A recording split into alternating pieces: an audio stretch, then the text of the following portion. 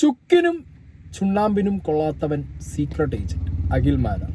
First of all ഞാൻ പറയുന്നു, ഞാനും അഖിൽ മാരാരും കഴിഞ്ഞ ശനിയാഴ്ച കണ്ട സമയത്ത് ഞങ്ങൾക്ക് അത്യാവശ്യം പറയേണ്ട കാര്യങ്ങൾ, ഇപ്പോൾ എനിക്ക് സംസാരിക്കേണ്ട കാര്യങ്ങൾ ഞാനും, അഖിലിന് പറയേണ്ട കാര്യങ്ങൾ അഖിലും പറഞ്ഞ് എന്താണോ നമ്മുടെ ഇടയിൽ ഉണ്ടായിരുന്ന ആ കാര്യമൊക്കെ പറഞ്ഞ് സോർട്ട് ചെയ്ത് സംസാരിച്ച് ഇപ്പോൾ ഈ അഖിൽ ഇൻ്റർവ്യൂവിൽ പറഞ്ഞ ഒന്ന് രണ്ട് മെയിൻ കാര്യങ്ങളൊക്കെ എനിക്ക് പേഴ്സണലി പറഞ്ഞു തന്ന് ഇതിങ്ങനെയായിരുന്നു ചെയ്യേണ്ടത്, ഇതിങ്ങനെയാണ് വേണ്ടത് എന്നൊക്കെ പറയുമ്പോൾ നേരിട്ട് സംസാരിക്കുന്ന സമയത്ത് കുറച്ചും കൂടി ഒരു ക്ലാരിറ്റിയും ഒന്നുകൂടി സോർട്ടഡ് ആയിട്ട് ഈ സാധനങ്ങളും, അതായത് ഒന്നും കൂടി ഒരു ഹെൽത്തി ആയിട്ടുള്ള ഒരു സാധനം. ഇപ്പോൾ ക്യാമറ ഓണാക്കി ഇൻ്റർവ്യൂവിൽ വന്നിരിക്കുമ്പോൾ അതിനകത്ത് കുറച്ചൊരു ഇരുപുളി മസാല സംഗതി സംസാരമൊക്കെ അത് നേരിട്ട് പറയുമ്പോൾ പറഞ്ഞിട്ടുണ്ട്. ആ ഒരു സാധനം വരും, അത് ഞാൻ അങ്ങ് മിഡിൽ ഈസ്റ്റിൽ എങ്ങാണ്ട് പോയ സമയത്ത് കൊടുത്തതാണ്. അപ്പോൾ അത് ചിലപ്പോൾ ഇപ്പം കയറ്റി അടിക്കാൻ സാധ്യത ഉണ്ട് എന്നുള്ളതൊക്കെ എന്നോട് പറഞ്ഞ് ഞാൻ എക്സ്പെക്ട് ചെയ്ത സാധനമാണ്. വന്ന ടൈമിൽ തന്നെ എനിക്കറിയാം ഇത് ഈ സാധനമാണോ വന്നതെന്നുള്ളത്. അപ്പോൾ എന്താണെങ്കിലും അങ്ങനെ ഞങ്ങൾ തമ്മിൽ സീനോ കാര്യങ്ങളോ ഇല്ല. ഉണ്ടായിരുന്നത് കുറച്ച് മിസ്അണ്ടർസ്റ്റാൻഡിങ് ആണ് അങ്ങോട്ടും ഇങ്ങോട്ടും ഉണ്ടായിരുന്നത്.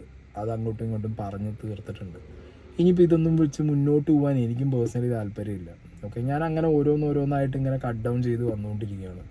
ഏതെങ്കിലും വ്യക്തികളൊക്കെ ആയിട്ടുള്ള പ്രശ്നങ്ങൾ ഇങ്ങനെ, പിന്നെ വെരി ഇമ്പോർട്ടൻ്റ് ആയിട്ട് ലൈഫിൽ ഭയങ്കര വേസ്റ്റായിട്ട് ഹിറ്റ് ചെയ്ത സാധനങ്ങളൊക്കെ അതേമാതിരി കീപ്പ് ചെയ്യും. അല്ലാത്ത കാര്യങ്ങളൊക്കെ ഇങ്ങനെ സംസാരിച്ച് ആ വഴിക്ക് പോയിട്ട് ഇനി അതൊന്നും കൊണ്ടുവന്നിട്ടുള്ള കാര്യമൊന്നുമില്ല എന്നുള്ള രീതിക്ക് അഖിലായിട്ട് സംസാരിച്ചിരുന്നു. അഖിൽ കുറേ കാര്യങ്ങൾ, ഇപ്പോൾ അതിൽ പറഞ്ഞ കുറേ കാര്യങ്ങൾ വെരി പേഴ്സണലി എനിക്ക് കുറച്ചും കൂടി ഡീപ്പായിട്ട് പറഞ്ഞു തന്നിരുന്നു. അഖിൽ പറഞ്ഞ പല കാര്യങ്ങളും ഞാൻ എടുത്തിട്ടുണ്ട്. കാരണം വളരെ ഹെൽത്തി ആയിട്ട് വളരെ ഇൻഫോർമേറ്റീവ് ആയിട്ടൊരു കാര്യം പറയുമ്പോൾ നമ്മൾ എടുക്കും, ഞാൻ എന്തായാലും എടുക്കും.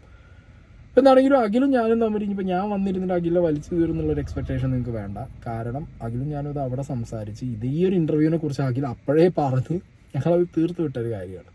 പിന്നെ ഈ ചുക്കിനും ചുണ്ണാമ്പിനും പറ്റാത്തവൻ സീക്രട്ട് ഏജന്റ് എന്നുള്ളത് 33 മിനിറ്റും ചില്ലറയുള്ളൊരു ഇൻ്റർവ്യൂവിൻ്റെ 4-5 മിനിറ്റുള്ളൊരു പോർഷൻ്റെ അകത്താണ് അഖിൽ മാരാർ ഇതിനെ കുറിച്ച് പറയുന്നത്.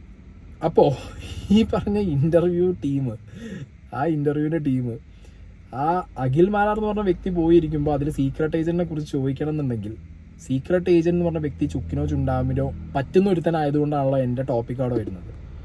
ഞാൻ ചുക്കിനും ചുണ്ണാമ്പിനും പറ്റുന്ന ഒരുത്തനായതുകൊണ്ടാണല്ലോ തംബ്നെയിൽ അത്രയും നേരം സംസാരിച്ചു. അതിൽ ആരൊക്കെ കുറിച്ച് സംസാരിക്കുന്നുണ്ട്, എന്തൊക്കെ കാര്യങ്ങളെ കുറിച്ചിട്ട് അഖിൽ സംസാരിക്കുന്നുണ്ട്, അതൊന്നും വെക്കാതെ തംബ്നെയിൽ ഏറ്റവും വെണ്ടയ്ക്ക അക്ഷരത്തിൽ ചുക്കിനും ചുണ്ണാമ്പിനും പറ്റാത്തവൻ സീക്രട്ട് ഏജന്റ് അഖിൽ മാരാർന്ന് പറയുമ്പോൾ അതിന്നൊരു വ്യൂവർഷിപ്പ് കിട്ടുമല്ലോ.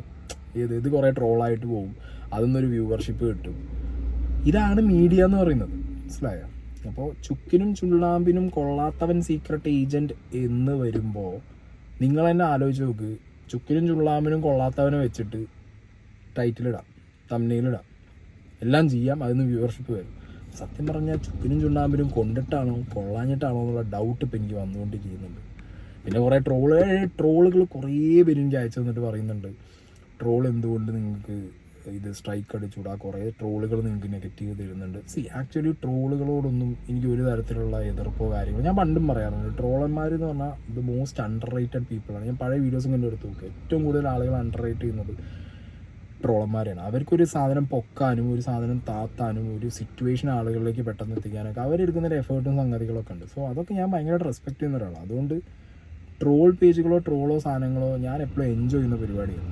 ഓക്കെ, ഞാൻ എപ്പോഴും എൻജോയ് ചെയ്യുന്ന പരിപാടിയാണ്. ഇല്ലാന്നുണ്ടെങ്കിൽ ഇപ്പം ഞാൻ പറഞ്ഞില്ല, ഞാൻ അങ്ങനെ സ്ട്രൈക്ക് കൊടുക്കാൻ താല്പര്യമുള്ള ഒരാളെ സ്ട്രൈക്ക് കൊടുത്ത് പൂട്ടിക്കാൻ നടക്കുന്ന ഒരുത്തനോ അല്ല.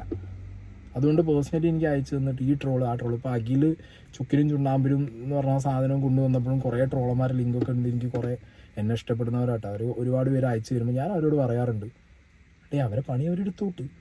എൻഡ് ഓഫ് ദ ഡേ എന്താ സംഗതി, ഈ ബിഗ് ബോസാണ് കഴിഞ്ഞു. ബിഗ് ബോസ് കഴിഞ്ഞപ്പോഴത്തേക്ക് അറിയാലോ, ജാസ്മിന് നേരെയായിരുന്നു എല്ലാ സൈബർ അറ്റാക്കും കാര്യങ്ങളും പോയിക്കൊണ്ടിരുന്നത്.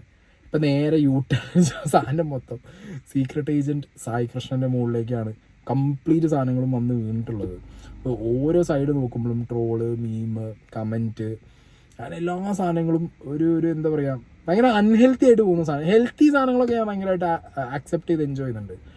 അൺഹെൽത്തി സാധനങ്ങൾ എന്ന് പറയുമ്പോഴത്തേക്ക് ഈ വീട്ടിലിരിക്കുന്ന സ്നേഹനെ പറയുന്നത്, വീട്ടുകാരെ പറയുന്നത്, അച്ഛനെയൊക്കെ വെച്ചിട്ട് കുറേ എന്താ പറയുക സാധനങ്ങൾ അടിച്ചു വിടുന്നത്, ഈ സ്റ്റിക്കേഴ്സ് പോലെ, അങ്ങനത്തെ ഒക്കെ പരിപാടികൾ കുറേ ബിരുദന്മാർ ചെയ്യുന്നുണ്ട്.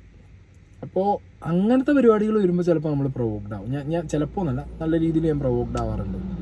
1-2 പേരെ ഞാൻ കണ്ടുവച്ചിട്ടുമുണ്ട്. അതായത് കമൻ്റ് ഇടുന്ന മഹാന്മാരെ കുറച്ച് പേരെ. ഒന്നൊരു 12ാം ക്ലാസ് പഠിക്കുന്ന ഒരു പയ്യനാണ്, എന്താ ചെയ്യുക, വിളിച്ച് ചോദിക്കുമ്പോൾ പറയുന്നത് എനിക്ക് ദേഷ്യം വന്നു.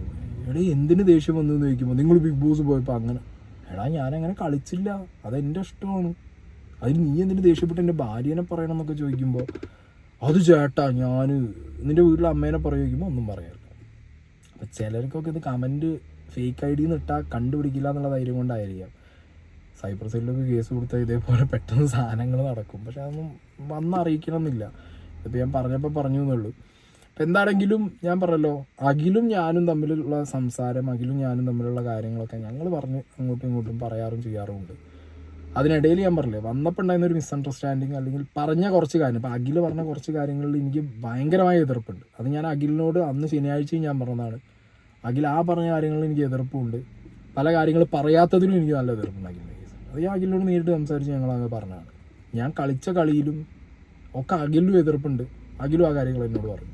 പക്ഷെ അതൊരു ഹെൽത്തി ആയിട്ടുള്ള പരിപാടി, അത് പറഞ്ഞു. പിന്നെ ഈ ഒരു ഇൻ്റർവ്യൂ വരുമെന്ന് പറഞ്ഞു, ആ ഇൻ്റർവ്യൂ വന്നു. ഇനിയിപ്പോൾ ട്രോള് സാധനങ്ങളൊക്കെ നമ്മളെപ്പോഴും ലൈവായിട്ട് നിർത്തുന്നത് ട്രോളും സാധനങ്ങളും പരിപാടികളും തന്നെയാണ്.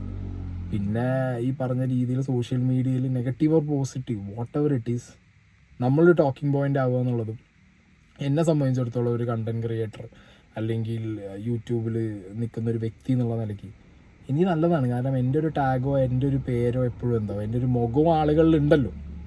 സാധാരണ എല്ലാവരും പ്രശ്നം എന്ന് പറഞ്ഞു കഴിഞ്ഞാൽ പോവും, പരിപാടി നിന്ന് പോവും, ബിഗ് ബോസ് കഴിഞ്ഞ ഉടനെ സൈഡാവും. ഇതതില്ല. ഇത് ഇവിടുന്ന് സ്പേസ്, അവിടുന്ന് വേറെ, അതിനും പുറത്ത് വേറെ ഗാലക്സി, വേറെ മിൽക്കി വേ എന്നൊക്കെ പറഞ്ഞ് പോയിക്കൊണ്ടിരിക്കുകയാണ്. നല്ലതാണ്, വെരി ഗുഡ്. ഇങ്ങനെ തന്നെ മെയിൻറ്റെയിൻ ആയി പോകണം എന്നുള്ളതാണ് എൻ്റെ മൈൻഡിലുള്ളത്. കാരണം പോകാൻ നിങ്ങൾ ഹെൽപ്പ് ചെയ്തേ പറ്റൂ എന്നെ. ഓക്കെ, അപ്പോൾ ഓക്കെ ഗൈസ്, ഞാൻ പറഞ്ഞല്ലോ, ഞാനും മാരാരും തമ്മിലൊരു സീനും എനിക്ക് പേഴ്സണലി മാരാരോടും ഇല്ല, മാരാർക്ക് എന്നോടും ഇല്ല.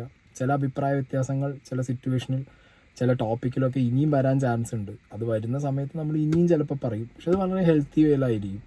ഓക്കെ, അങ്ങോട്ടും ഇങ്ങോട്ടും ഉള്ളൊരു വലിച്ചു കീറിച്ചാൽ ചളിവാരിയ റീലുകളൊന്നും നിങ്ങളധികം പ്രതീക്ഷിക്കേണ്ട. പക്ഷെ ചില ടോപ്പിക്കുകളൊക്കെ അഭിപ്രായ വ്യത്യാസങ്ങൾ വരുമ്പോൾ സംസാരിക്കും. അല്ലാതെ ഒന്നുമില്ലടി, നേരിട്ട് കാണുമ്പോൾ ഷെയ്ക്കാനും കൊടുത്ത് കെട്ടിപ്പിടിച്ച് പോകും, അത്ര തന്നെ. അതിലും കൂടുതലൊന്നുമില്ല. പിന്നെ ഇതിന്ന് ഞാൻ പറഞ്ഞല്ലോ, കണ്ടൻറ് ഉണ്ടാക്കുന്നവർ അവർക്കും അരി, എനിക്കും അരി, മാരാർക്കും അരി, കമൻ്റ് ഇട്ട് പോകുന്നവർക്ക് മനസ്സുഖം. ആ സെൻസിലൊക്കെ തന്നെ ഇത് ഞാൻ എടുക്കുന്നുള്ളൂ. So that's it guys. ഞാൻ പറഞ്ഞ കുറേ കാര്യങ്ങൾ റെലവൻ്റ് ആയിട്ട് എനിക്ക് തോന്നിയിട്ടുണ്ട്. ഞാൻ കുറേ വട്ടം ഇവിടെ വന്ന് പറഞ്ഞ കാര്യങ്ങൾ ഞാൻ റിപ്പീറ്റ് ചെയ്യുന്നില്ല. പക്ഷേ അഖിലിനോട് സംസാരിക്കേണ്ട കാര്യങ്ങൾ ഞാൻ സംസാരിച്ചിട്ടുണ്ട്.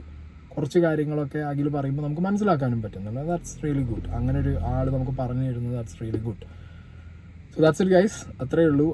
ചുക്കിനും ചുണ്ണാമ്പിനും പറ്റാത്ത സീക്രട്ട് ഏജൻറ്റിനെ സ്റ്റിൽ തംബ്നെയിലിൽ ഫോട്ടോ, ടൈറ്റിൽ, എന്താ പറയുക, ട്രോൾ, ഇത്രയും വലിയ വീഡിയോന്ന് സീക്രട്ട് ഏജൻറ്റിനെ മാത്രം ടൈറ്റിലൊക്കെ ആക്കുമ്പോൾ നിങ്ങൾ പറയാത്തന്നെ പറയുന്നു, ചുക്കിനും ചുണ്ടാമ്പിനും നിങ്ങൾക്ക് ആവശ്യം സീക്രട്ട് ഏജൻറ്റിനെ ആണ് എന്നുള്ളത്. So I am really glad. പലപ്പോഴായിട്ട് ഞാൻ പലരെയും പിടിച്ച് കണ്ടൻറ് ആക്കിയിട്ടുണ്ട്. ഇപ്പം ഞാൻ പലരുടെയും കണ്ടൻറ് ആകുമ്പോൾ I am really enjoying it guys.